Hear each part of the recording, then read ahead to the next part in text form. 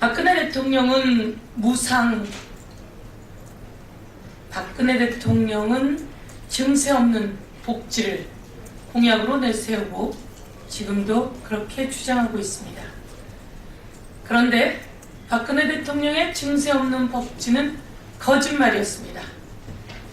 대한민국 서민들의 등골을 빼는, 대한민국 서민들만 증세했던 박근혜 대통령의 조세 정책이었습니다. 그런데 새누리당에서 무상복지 전면적으로 재논의해야 된다, 이런 이야기를 하고 있습니다. 잘못된 것은 박근혜 대통령의 서민의 고열을 짜는 서민 증세였는데 엉뚱한 곳에 가서 문을 두드리고 있습니다. 대한민국의 서민을 더 이상 괴롭혀서는 안 됩니다. 새정치민주연합은 재벌들의 감세를 원위치 시켜야 한다. 법인세 원위치 시켜야 한다. 특별 감세 원위치 시켜야 된다. 이렇게 주장하겠습니다. 당청 간의 책임 떠넘기기에 국민만 멍들어가고 있습니다. 서민에게는 묻지마 증세를 하더니 비난이 일자 정치권 탓으로 돌리면서 국민을 또다시 기망하고 있습니다. 김무성 원내대표를 비롯한 일부 의원들의 서민 증세 논란과 관련해 무상보육 등 복지 지출을 줄이겠다고 새로운 발상을 내놓았습니다. 무상보육 등 복지 지출을 줄이겠다. 이것은 또 다른 서민 증세의 또 다른 표현일 뿐입니다. 국민건강증진이라고 쓰고 증세, 국민건강증진이라고 말하면서 담뱃세를 인상하는 서민 증세와 똑같은 꼼수일 뿐입니다. 13월의 세금 폭탄을 소급입법이라는 미봉책으로 막으려 하다가 실패하자 부자 감세로 촉발된 세수 부족을 또다시 복지 축소로 막으려고 하고 있는 것입니다. 다시 한번 말하지만 부자 감세 철회 없는, 부자 감세 원위치 없는 서민 증세 절대 안 된다. 서민 증세를 다시 서민 감세로 원위치 시켜놔야 한다. 이렇게 주장하겠습니다. 우리나라 매출 상위 10대 기업의 법인세 부담액이 5.2조 원에서 4조 원으로 1.2조 원이 줄었습니다.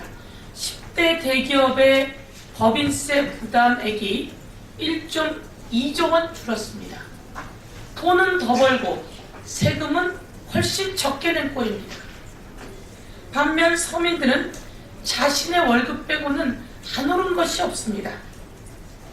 2013년 소득세 감면제도 개편으로 1조 원, 2014년 담뱃값 인상으로 5.5조 원, 그리고 주민세와 자동차세까지 올리려고 하니 우리 서민들은 안 오른 것은 월급이요, 이외에 모든 것이 다 올라서 끝내 13월에 소득세까지, 13월에 소득공제까지 모두 토해내야 될 지경이 되었습니다.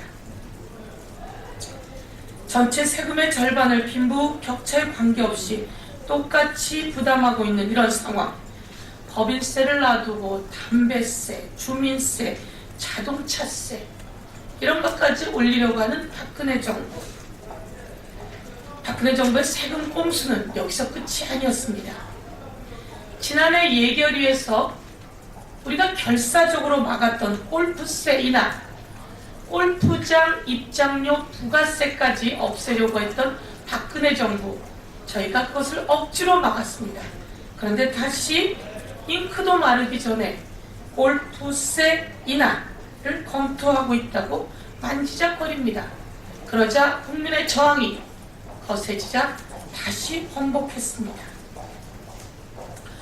그리고 지난 연말 본회의에서 가업 상속 부의 대물림 이 부분에 대해서도 여야 부결시켰습니다. 그런데 이 박근혜 정부는 가업 상속 제도를 재추진하고 있습니다. 이것이 박근혜 정부의 현주소입니다. 재벌들의 배를 부르게 해주느라고 골프장 입장료 부가세를 없애주느라고 부족한 나라의 곳간을 중산층과 서민의 등골에서 빼먹으려고 하는 박근혜 정부의 모습, 이제는 안 된다 이렇게 말씀드립니다. 새누리당과 박근혜 정부 증세 없는 복지 상황을 바꾸려면 국민 앞에 저희가 잘못 판단했습니다. 잘못했습니다. 재벌들의 증세해야겠습니다. 라고 우선 사과하고 정책을 추진해야 된다 말씀드리겠습니다. 새정치민주연합이 제안했습니다. 범국민 조세 개혁특별위원회 만들어서 같이 범국민 조세개혁특별위원회에서 조세 문제 논의하자 했습니다. 이 부분에 대해서 새누리당이 빨리 답변해야 할 것이다 이렇게 말씀드리겠습니다. 박상욱 대법관 후보 자진 사퇴해야 합니다. 대법원장이 추천하고 박근혜 대통령이 임명 동의 요청한 박상욱 대법관 후보, 박종철 열사의 고문치사 사건 담당 검사였고 이것을 은폐 축소했다고 하는 의혹이 속속 드러나고 있습니다.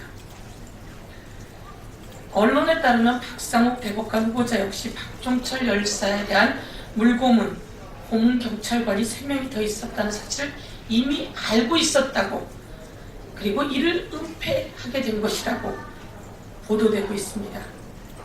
3개월 뒤에 천주교 정의구현 사재단이 이를 세상에 밝히지 않았다면 박종철 열사의 고문치사 사건은 그렇게 은폐되고 묻혀져 갔을 것입니다.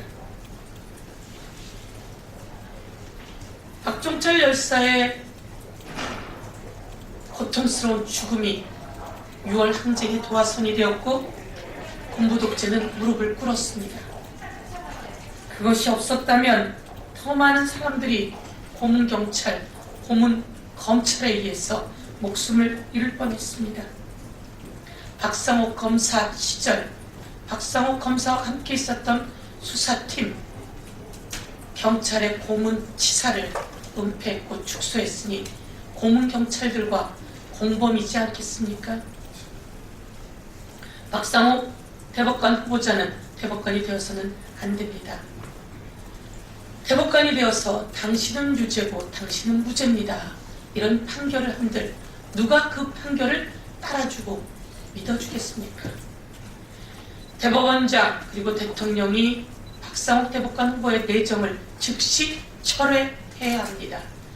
박상욱 대법관 후보자가 스스로 사퇴하는 길만이 우리의 숭고한 민주주의, 목숨을 잃어간 박종철 열사에 대한 최소한의 예의이다 이렇게 말씀드리겠습니다.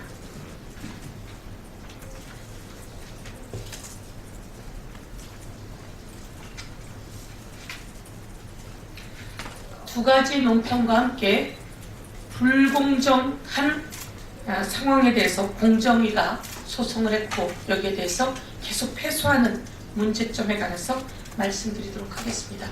오후 브리핑으로 박근혜 대통령의 지지율을 제자리로 올릴 수 있는 방법은 특검밖에 없다라고 하는 것과 관련한 논평을 하고 나머지 논평은 서면으로 보내드리도록 하겠습니다. 이상입니다.